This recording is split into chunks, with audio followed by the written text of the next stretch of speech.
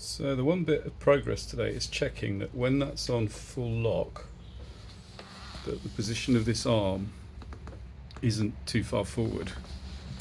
Because what I had before with the wedge that was on before is it was further back. So this arm would go all the way level and then start coming back the other way, at which point the steering's working backwards and you can't get it back, and this is bashing into the bodywork. So it's important that that goes to that point and stops, which it does. It leans forward on extreme lock more than it goes back.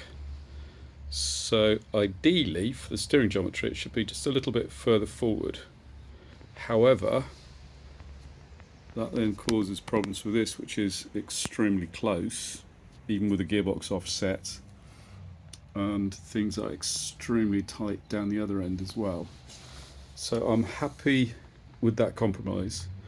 So I was wondering whether I was going to have to cut this all off, and I got a bit over enthusiastic with the welding, but I can finish welding that confident it's in a good place, and happy with the compromise for back a bit, forward a bit more versus everything else.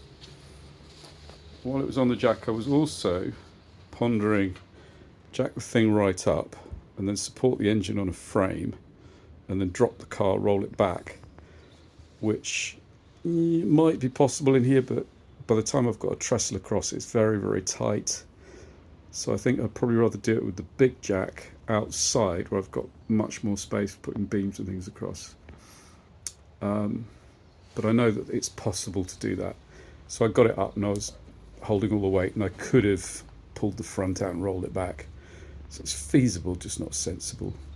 But that's a good test to have done with the lock stops.